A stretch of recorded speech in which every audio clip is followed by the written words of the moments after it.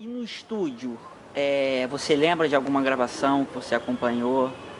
Ah, eu lembro da mixagem do Gal, do Chico Betânia, lembro de Clara Nunes, lembro de Paulinho da Viola, assisti muita coisa, né?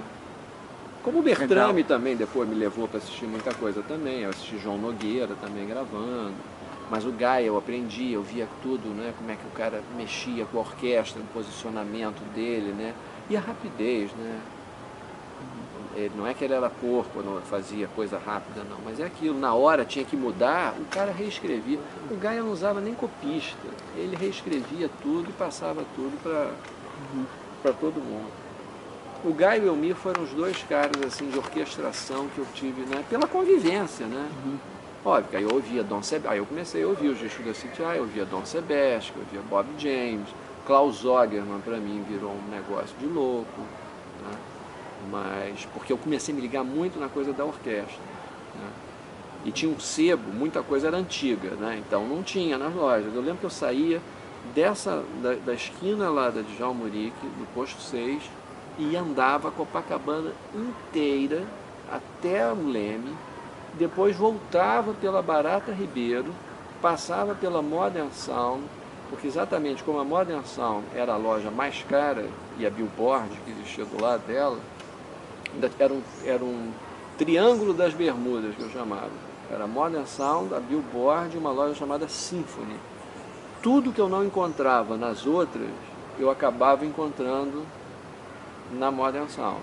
Mas isso disco novo. Agora, quando era disco do Gaia, porque aí eu comecei a comprar as coisas para trás, ou do próprio Elmir, né? Eu comecei a comprar disco do Elmir com Milton Nascimento. Já tinha, era coisa antiga. Aí os catedráticos, não sei o que. Isso era num sebo que eu comprava, chamado Discadoro, que era na esquina da Rainha Elizabeth com a Avenida Copacabana. O seu Ilídio era o dono, então ele já sabia. Então passava qualquer... Disco Adoro? Discadoro, uma palavra só. Então ele já, no que passava o disco ele já sabia. Tinha nome do Gaia ou do Elmir, ele já separava, né? Quando eu chegava lá no sábado já tinha aquela pilha.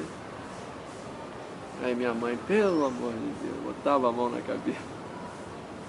E algum parente tinha que te acompanhar nessa caminhada toda? Tinha. Tinha, para pagar. Era família pobre, de classe média, eu não tinha mesada, não tinha nada. Ganhava um dinheirinho ali de... E aí, você, depois de conhecer o Elmir Deodato e o Gaia, né? Você começou a escrever na Tribuna da Imprensa? Mas Foi depois desses aí já é bem encontros? depois. Aí, É bem aí, depois, seguindo a né? ordem Porque é cronológica. tudo muito cedo, né? Aí só para até para situar. Agora, os primeiros shows que eu vi de música e concertos, que também me marcaram muito, eu com 4 anos de idade, eu fui assistir o meu primeiro concerto de música clássica, que foi uma pianista brasileira, que junto com a Guiomar Novaes foram as duas pianistas de maior repercussão mundial, chamada Magda Talhaferro. O nome dela é Madalena, ela adaptou para Magda para o mercado internacional.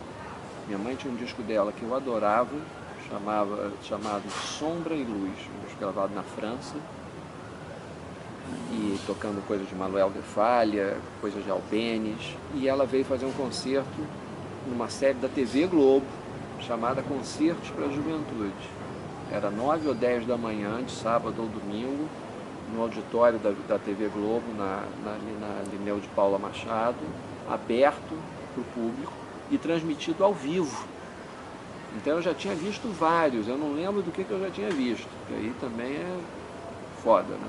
Mas o primeiro ao vivo foi o da Madalena. Eu fiquei em êxtase, porque a mulher tocava pra cacete, não era pianinho, plim, plim, plim, plim, plim, plim, plim, plim, não. Eu não lembro as peças, mas eu tenho um programa autografado por ela. E anos depois, ela veio lançar um disco que ela fez já na fase já digital, de não sei o quê, com Daniel Varsano, a 4 mãos, tocando só coisas impressionistas. Ela veio fazer um concerto na sala Cecília Meirelles para divulgar esse disco para a CBS. Aí eu fiz uma entrevista com ela para a Tribuna.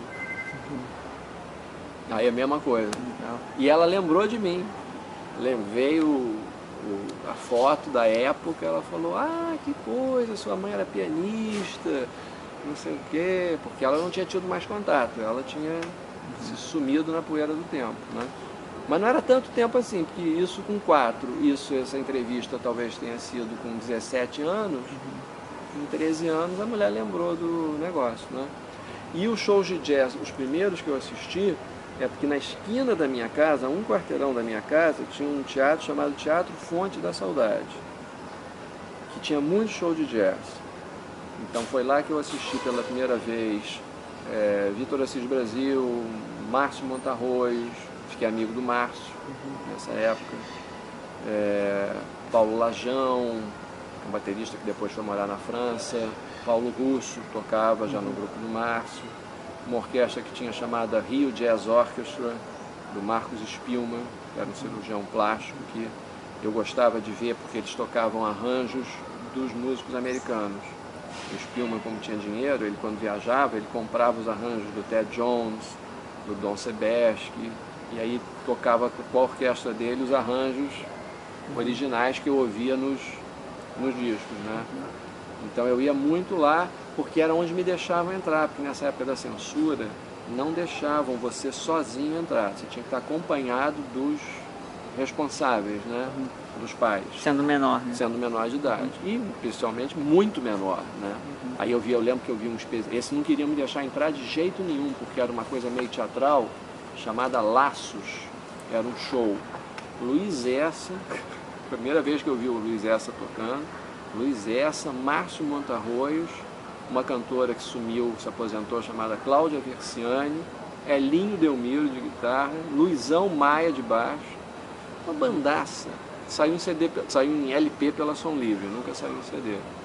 Aí não queriam deixar, e meu pai... No Teatro Fonte da Saudade. Tudo nesse Teatro Fonte da Saudade, que existe até hoje e só é usado para ensaio de teatro e coisa, porque, segundo eles, não dá mais lucro e não dá mesmo, né? Vai montar um espetáculo de música lá, quem é que vai entrar lá para assistir? Mas nessa época, lotava, não era um negócio que você ia e tinha 4 pessoas. Eu ia assistir Egberto Gismonti, a primeira vez que eu fui ver o Egberto no Teatro Teresa Raquel, eu falei, mas será que aconteceu algum problema? Porque o Teatro Teresa Raquel era, sei lá, no 3º ou 2º andar no shopping ali na Siqueira Campos. A fila era na porta, dava voltas no shopping. Saía por uma porta do shopping, entrava pela outra. Quase que a gente não conseguiu entrar, nesse eu fui com meu pai. Era assim, show do Egberto. 74. Eu tinha 11 anos de idade. Então eu ouvia muita coisa, não era só Gaia e Elmir. Gaia e Elmir eram as paixões ali, mas o que estava rolando eu estava assistindo, né? Eu já tinha o disco do Egberto com Palma, que era o Água e Vinho, né? Queria muito ter visto esse show, mas não consegui ver. E aí as coisas vão acontecendo, né? Você... Em 73 recebeu aquela leva da CPI, né? Recebi não, tive que comprar. Quer dizer, recebeu que teve a oportunidade dos discos serem lançados. E depois você conhece o Creed Taylor, né? Ah, mas isso é bem depois também. É bem depois, né? Claro. Aí o grande professor meu, de 74 em diante, passa a ser a rádio JBAM. Ali é que eu descubro coisas que eu não conhecia de gente que eu já conhecia, né? Como o disco Bad Donato, do Donato, o Moacir Santos, aquele disco The Maestro, que foi o primeiro disco dele lançado. O Moacir também viria a se tornar meu amigo, esteve na minha casa depois, em 85, quando ele veio fazer show, com Radamés em Atali, eles foram jantar na minha casa, enfim. Mas o que tocava na JB era uma loucura, porque para absorver tudo, Walter Vanderlei eu descobri através da JB, e aí era uma complicação também, porque era um disco antigo, na JB não tocava só novidade, que tinha acabado de sair, tocava novidade e tocava coisas, eles gostavam, era moderno ainda e botavam. Uma música do Belmir chamada Jackie All, dedicada a Jackie Kane, cantora. Aí quando eu ouvi aquilo... E tinha um radialista chamado Paulo Santos, você lembra de ter ouvido? Muito amigo meu, muito amigo. Ele foi muito importante, né, na divulgação do jazz Foi. aqui, ainda nos anos 50, né? É. Mas nessa época eu não sabia. Minha mãe falava do Paulo Santos, que era um negócio.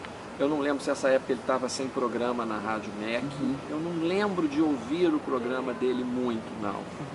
Entendeu? Eu não sei se ele estava fora do ar, eu não sei o que, não sei o que, não sei o que. Eu fui conhecer o Paulo Santos depois que eu estava escrevendo. Porque exatamente como meus artigos começaram a chamar a atenção, e um dia a Hildegard Angel, que é uma colunista, que na época era colunista de TV, não era nem colunista social, era colunista de TV do Globo, ela deu uma nota sobre alguma coisa, ou foram os artigos de jornal, não sei. Eu sei que eu fui parar no programa de TV do Paulo Santos. Ele tinha um programa de TV. É mesmo, rapaz. Foi a primeira vez, inclusive, que o meu nome saiu no jornal. Ah, bom ocorrer, é porque é tanta coisa. É muita coisa. Esse troço do Paulo Santos é antes de eu começar a escrever para jornal. É quando eu estava escrevendo para Billboard. Que a primeira notícia que eu publiquei na Billboard foi a morte da Guiomar Novaes. Apareceram os Anjos da Guarda. Foi a primeira vez que tu escreveu? Foi para Billboard? Não foi para Tribuna? Não. Não. Que coisa. E foi pelo seguinte...